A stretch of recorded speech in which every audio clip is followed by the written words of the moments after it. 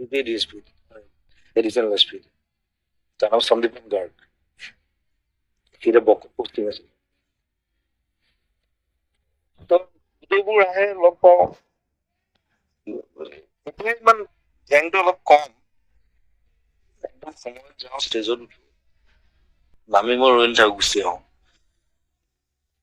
আগতে অলপ বেলেগ আছিলে কথাটো। আগতে মানে অকমান আৰ্টিষ্টৰ ওপৰত টৰ্চাৰ এটাও আছে যে গোটেই ৰাতি গাব লাগিব, 3টা বজালৈকে গাব লাগিব, সেইবিলাক ডিমাণ্ড নাছিলে। অলপ কিছুমান মানুহ থাকে ন, 3টা বজালৈকে কেলে গাম, মই লাগি দিওঁ। মোৰ প্ৰথম কাজিয়া হৈছে তিনচুকীয়াত, বিহু গাবলৈ গ'লে মোক। মই তেতিয়া বিহু গোৱাই নাই, সেইটো 94ৰ কথা। বিহু মই 96, 97 মানৰ পৰা গাইছো।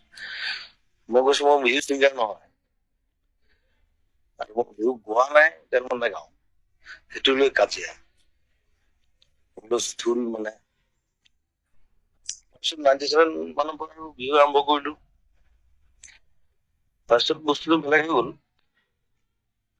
সেই কিছুমান সৰু সৰু কথা থাকে আৰু মানুহৰ ডিমাণ্ড, মানুহৰ হেৰি, আৰু সংগঠন বিলাকৰ ল'ৰাবোৰ বেলেগ বেলেগ থাকে নহয়। কিছুমান ভাল থাকে, কিছুমান বেয়া থাকে। বহুত ফেচ কৰিছো আৰু লাইফত। একো নাই, মেনেজ কৰিব। মেনেজাৰ কেইটা ভাগৰ হৈ যায়। মই সোমাই দিওঁ আৰু বুজাই দি বুজি যায়। ৰিগ্ৰেট নাই আৰু, কিন্তু জেং বহুত হৈছে, বহুত জেং হৈছে, মাৰপিট হৈছে। তাৰ বাহিৰে গোটেই পৃথিৱীখনৰ কথা তুমি ভাবিবলৈ গ'লেতো বহুত কিবা কিবি আহিব। সেইটো কথাটো আজি তেওঁ জুবিন গাৰ্গৰ পত্নী হিচাপে আপুনি কিমান সুখী, সেইটো হয়তো প্ৰশ্ন কৰিব নালাগে, তথাপিতো সুধিছো। মই কৈছো, এয়া মই জীৱনত যিখিনি দেখিছো বা শিকিছো, সেইখিনি অন্য ধৰণে মই নিশিকিলোহেঁতেন। পুনৰবাৰ দুবাৰেই কৈছো। আৰু মই সুখী, আৰু সেইটো কথা কব পাৰো যে মই যিখিনি কৰিব বিচাৰো আজি সম্পূৰ্ণ স্বাধীনভাৱে মই কৰিব পাৰো, মন খুলি কৰিব পাৰো। মোৰ কোনো ধৰণৰ প্ৰশ্ন কোনোবাৰ কাৰোবাৰ পৰা মোলৈ প্ৰশ্ন আহিব, মই এইটো কৰিলে ভুল হব বা বেয়া হব, এই কথাটো কোনেও নাভাবে। মোক ইমানেই বিশ্বাস কৰে তেওঁলোকৰ ঘৰখনেই হওক, তেওঁৰ বন্ধু বান্ধৱী হওক, মানে নিকট যিখিনি আমাৰ একেবাৰে ওচৰত মানুহ আছে আমাৰ চাৰ্কেলটো। তাৰ বাহিৰে গোটেই পৃথিৱীখনৰ কথা তুমি ভাবিবলৈ গ'লেতো বহুত কিবা কিবি আহিব। সেইটো কথাটো মানে ইমানখিনি প্ৰয়োজনো হয়তো নাই। কিন্তু মই কৰিব বিচৰা কামটো মই সদায় শুদ্ধকে কৰিম, ভালকে কৰিম বুলি সেইটো বিশ্বাস তেওঁলোকৰ সকলোৰে আছে। মোৰ ঘৰখন হওক, তেওঁলোকৰ ঘৰখন হওক, বা জুবিনেতো কেতিয়াও প্ৰশ্ন নকৰে। মই তেওঁক জনোৱাটো মোৰ কৰ্তব্য, গতিকে মই তেওঁক জনাওঁ বা কথা পাতো, প্ৰশ্ন মই এনেকে কৰো, মই এনেকে কৰিলে ভাল হবনে, মই সুধো তেওঁৰ পৰা কিছুমান পৰামৰ্শ লব বিচাৰো। কিন্তু তেওঁ মানে ইমান বিশ্বাসেৰে মোক সদায় আগবঢ়াই দিয়ে। গতিকে সেইটো ক্ষেত্ৰত মই সম্পূৰ্ণ স্বাধীন, আৰু মই ভাবো এনেকে মই কেতিয়াও জীৱনটোত মই নিজক এক্সপেৰিমেণ্ট কৰিব নাপালো। সেইকাৰণে মই যথেষ্ট বিৰাট সুখী মানে সেইটো খাৰঘুলিৰ ষ্টুডিঅ'ত গলো। গানটো মোক মানে নানা নিনি কৰি পেলাই গাই থোৱা আছে। গাইডটো উইথ মিউজিক কমপ্লিট হৈ আছে, আৰু তেওঁ গানটো সুৰটোৰে সৈতে মোক শুনালে। খুব মন চুই যোৱা এটা, অন্তৰ চুই যোৱা এটি গীত। আৰু দাদাক ক'লো, দাদা খুব ভাল লাগিছে সুৰটো আৰু মিউজিক ইমান ভাল লাগিছে, খালি শব্দখিনি বোলে শব্দখিনি হৈ যাব, এতিয়াই হৈ যাব ৰ। মোৰ চকুৰ আগত, আপুনি বিশ্বাস নকৰিব, চকুৰ আগত 5 মিনিটত দাদাই গানটো লিখিছে। সেই গানটোৱে আছিল চকু মেলি চোৱা না। চকু মেলি চোৱা না গানটো 5 মিনিটত লিখিলে। মোক ক'লে তই শুনি থাকচোন, মই লিখিম। ক'লে লিখিব, আৰু দাদাই কাগজ এখন এনেকে দিলে, এইটো ল, পঢ়ি ল।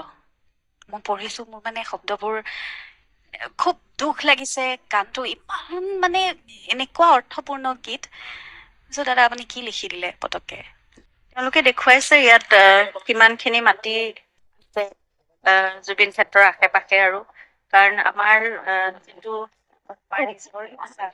জুবিন ক্ষেত্ৰৰ অকল মানে এখন সমাধি ক্ষেত্ৰ আমি কৰিব খোজা নাই। জুবিন ক্ষেত্ৰ এটা এক্সপিৰিয়েঞ্চ চেণ্টাৰ হওক, য'ত জুবিনৰ মিউজিয়াম থাকিব। এটা এনেকুৱা ধৰণৰ আমি কিছুমান প্লেন এখন বনাইছো। গতিকে তাত বহু ধৰণৰ নতুন প্ৰজন্মই অকল আজিৰ ডেটত বা 2-3 বছৰলৈকে আহি অকল চাকি বন্তি জ্বলাই প্ৰাৰ্থনা কৰিলে অকল সেয়াই নহয়, সেইখিনিতো থাকিবই লাগিব। তাৰোপৰি নিজক কানেক্ট কৰিব পৰাকে বা জুবিন গাৰ্গৰ গোটেই সত্তাটো য'ত উপস্থিত থাকিব, প্ৰাকৃতিক উপাদানসমূহেৰে সৈতে টেকনলজিকেলি খুব চাউণ্ড কিছুমান বস্তু, আৰু যিবোৰ বস্তু আজিকালি ডিজিটেলি বা টেকনলজিকেলি বহুত আপগ্ৰেডেড হৈছে, গতিকে তেনেকুৱা কিছুমান আমাৰ ইচ্ছা আছে। সেই ইচ্ছাখিনি আমি কালি এটা প্ৰেজেণ্টেশ্যন আমি দিছিলোঁ কলাক্ষেত্ৰত, যিখন আমাৰ মিটিং হৈছিলে তাত। গতিকে আজি সেই মৰ্মে আমি মাটিখিনি কাষৰ কিমানখিনি আছে স্থানীয় ৰাইজৰ উপস্থিতিত আমি সেইখিনি চাইছোঁ। গতিকে তেওঁলোকে দেখুৱাইছে, এতিয়া চাওঁচোন আৰু চৰকাৰী ধৰণে কিমানখিনি আছে তেওঁলোকৰ কাগজ পত্ৰ বা প্ৰশাসনে কিমানখিনি ক'ব পাৰে। আমি অলপ পৰিসৰটো ডাঙৰ হ'লে ভাল, তাৰমানে গোটেইখিনি কথা ক'ব। প্ৰজেক্টটো আমি এতিয়ালৈকে ঠিক কৰা নাই, কিন্তু আমাৰ ইয়াত যিখিনি স্থানীয় ৰাইজ আছে তেওঁলোকে কৈছে 30-ৰ পৰা 40 বিঘালৈকে মাটি তেওঁলোকে আমাক দিব পাৰে, আৰু তেওঁলোকে ইচ্ছা কৰিছে দিবলৈ। তেওঁলোকে বিচাৰিছে জুবিন ক্ষেত্ৰখন তেনেকুৱা ধৰণে হৈ থাকক, ইয়াত কাষত কোনো ধৰণৰ বেলেগ ধৰণৰ কনষ্ট্ৰাকশ্যন নহওক, ৰিজৰ্ট নহওক বা কোনো ধৰণৰ এপাৰ্টমেণ্ট কমাৰ্চিয়েল কনষ্ট্ৰাকশ্যন তেনেকুৱা কথাটো। আৰু জুবিন ক্ষেত্ৰত মানে আমি এটা সম্পূৰ্ণ সাংস্কৃতিকভাৱে আৰু প্ৰাকৃতিকভাৱে এক্সপিৰিয়েঞ্চ কৰিব পৰা এটা চেণ্টাৰ আমি কৰিব খুজিছোঁ। গতিকে সেইখিনি কথা আমাৰ প্লেনটোত আছে। এতিয়া আমি সম্পূৰ্ণ নিৰ্ধাৰণ কৰা নাই, আমি কিছুমান আইডিয়াহে দিছোঁ, এতিয়ালৈকে গোটেই ডিজাইনটোতো কৰা হোৱা নাই। গতিকে সেইখিনি আৰ্কিটেক্ট আৰু ডিজাইনৰ আমাক সহায় লাগিব, তেওঁলোকে কেনেকৈ ডেভেলপ কৰে সেইটোৰ ওপৰত। কিন্তু অলপ মাটি লাগিব, এই 8-10 বিঘাৰ ভিতৰত সম্পূৰ্ণ নহ'ব।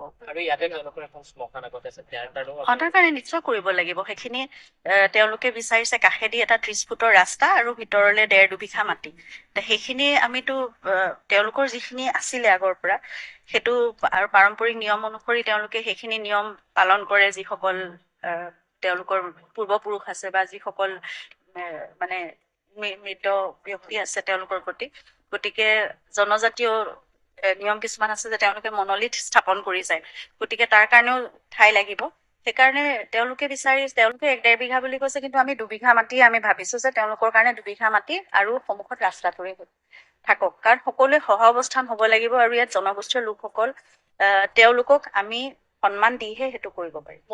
কালচাৰ তেওঁলোকে কৈছে জীয়াশীল জুবিনৰ কাৰণেও তেওঁলোকে বিচাৰিছে। ইয়াৰ কেইজনমান স্থানীয় যুৱকে তেওঁলোকে বিচাৰিছেও, এতিয়ালৈকে কৈছে 9 ফুট মানৰ এটা জীয়াশীল পাইছে মনলিথ স্থাপন কৰিবলৈ, কিন্তু তাতকেও যদি ওখ তেওঁলোকে পাই বিচাৰি আছে আৰু সেয়া জুবিনৰ কাৰণে স্থাপন কৰিব, সেয়া আমাৰ কাৰণে সঁচাকৈ খুব সন্মানৰ কথা। কাৰণ জুবিন সকলোৰে অন্তৰত আছে, তেওঁলোক সকলোৰে বাবে, জুবিন গোটেই অসমৰ বাবে। গতিকে তেনেকুৱা এক মনলিথ, আৰু অতি আচৰিত কথা, আজি প্ৰায় 11 বছৰ আগতে এইখিনিতে এটা মনলিথৰ সন্মুখত জুবিনে এটা ফটোশ্বুট কৰি গৈছিলে। গতিকে কিবা এটাতো কানেকশ্যন নিশ্চয় আছে। সেই কানেকশ্যনটো কেনেকুৱা ঐশ্বৰিক, কেনেকুৱা অলৌকিক সেইটো নাজানো, কিন্তু সেই মনলিথেৰে তেওঁকো সন্মান এতিয়া জনাবলৈ তেওঁলোকে যিটো বিচাৰিছে, গতিকে মানে খুবেই ভাবিছো ভগৱানৰে সেয়া কিবা এটা আশীৰ্বাদ। কিন্তু সেইখিনিতো সময় লাগিব। প্ৰথমতে এইখিনি নিৰ্ধাৰণ হোৱাৰ পিছত এটা ডিজাইন হ'ব, আৰু তাৰপিছত বহুত দৌৰাদৌৰিকে কৰিলে কামবোৰ ভাল নহ'ব। সেইকাৰণে লাহে ধীৰে প্ৰথম কথাটো যিখিনি এতিয়া সকলোৱে উপাসনাৰ স্থলী হিচাপে সকলোৱে গৈ তাত চাকি বন্তি জ্বলাই আছে, সেইখিনি আমি চৌল গাৰ্ডেন হিচাপে, তেওঁৰ আত্মাৰ বাগিচা হিচাপে আমি সেইখিনি তেনেকে আমি ভাবিছো। গতিকে সেইখিনিতো চলিয়ে থাকিব। তাৰ বাহিৰে তাৰ আশে পাশে যিখিনি নিৰ্মাণ কাৰ্য হ'ব বা প্ৰকৃতিক লেণ্ডস্কেপিং হ'ব লাগিব, সেই গোটেই কথাবোৰ ডিজাইন হ'ব। বহুত দৌৰি নকৰো, লাহে লাহে কামখিনি পৰ্যায়ক্ৰমে চলি থাকিব। কিন্তু প্ৰথমতে সেই মাটি নিৰ্ধাৰণটো হ'ব লাগিব। মই সেইটো নাজানো, সেইটো চালেহে কাগজত ওলাব, স্থানীয় ৰাইজে কৈছে। গতিকে চাওঁ সেইখিনি কাগজ পত্ৰত কেনেকে ওলায়। যিমানখিনি ধুনীয়াকে কৰিব পাৰি সেই ধৰণে আমি কৰিবলৈ ইচ্ছা কৰিছো। বাকীখিনিতো আৰু কাগজ পত্ৰত আছে, সেয়া প্ৰশাসন আৰু চৰকাৰে কেনেকে আগবঢ়াব পাৰে। মেডিকেল কেম্পৰ কথা আপুনি আলোচনা কৰিছে, কেম্প হ'ব। আমি কথাটো পাতি লওঁ ভালকে তেওঁলোকৰ লগত। আমি ইয়াততো কিছুমান ওচৰ পাজৰৰ লোকসকলৰ কাৰণে কিবা কিবি কৰি থাকিব লাগিব।